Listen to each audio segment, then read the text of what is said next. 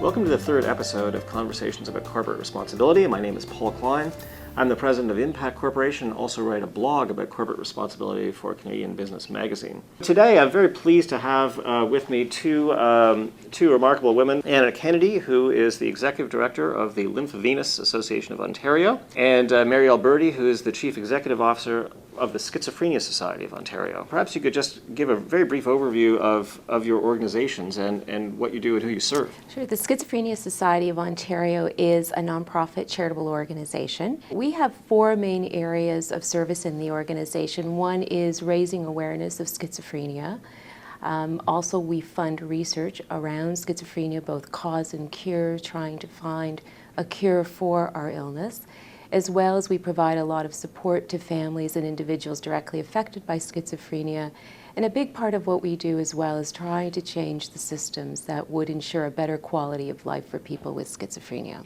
Lymphedema, a lot of people haven't heard of it, and basically our organization is dedicated to committing our resources to better the lives of people living with lymphedema.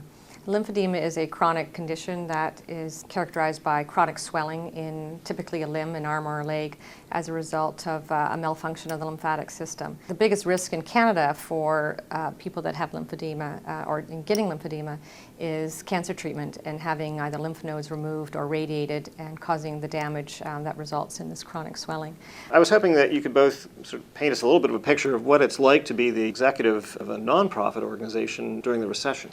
We do not get a lot of government support, so we rely heavily on corporate support and partnering with corporations, as well as a lot of individual donations. So we've definitely seen a change this past year in the kind of support that our organization has received. Service requests increase, both at sort of individuals and families, but we often get requests from hospitals, from organizations, from corporations who are having issues with their own employees as well.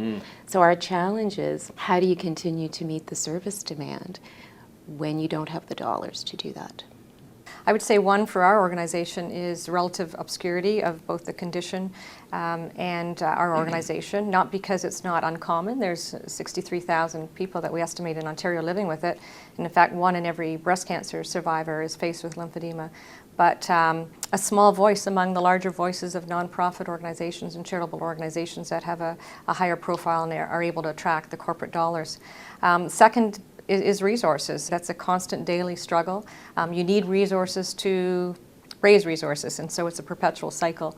I was wanting to know from your point of view in each of your organizations, the ways in which your relationships with corporations have changed or stayed the same. I think one of the things that we've seen is that corporations today who are focusing on corporate social responsibility or partnering with nonprofits have very narrowly defined, oftentimes, their area of focus. We've also seen in the mental health sector a real shift in the corporate sector to environmental issues. And I think that's just sort of the culture that's out there right now, the thing that people are most attracted to.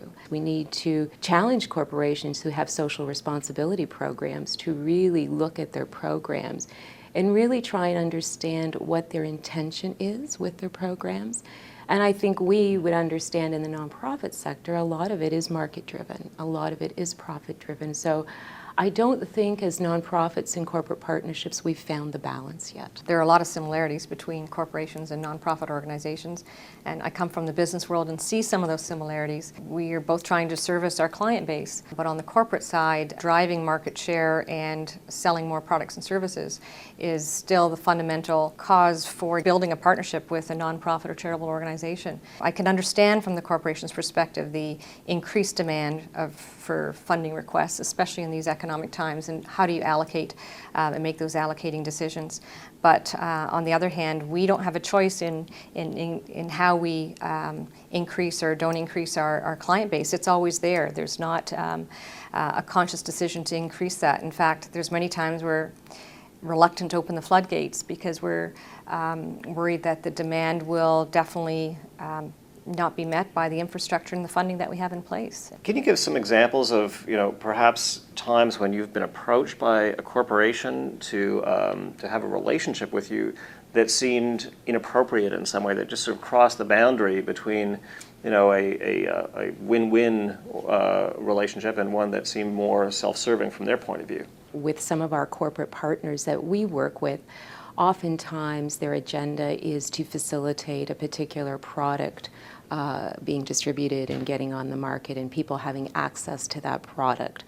And I think that relationship, at times, if it is not worked out clearly in terms of what the boundaries would be, both for the corporation and for our organization as to how far we can engage with that corporation to particularly promote the corporation.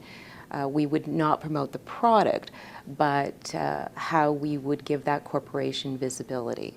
So there have been areas where that line is still a little bit gray, and I think that with the corporate partners that we have in ourselves is that continual working together to understand what are the parameters of that relationship. In our partnerships, I still see very much our organization being viewed as the conduit for promoting the products and services of the corporation that we might be partnering with.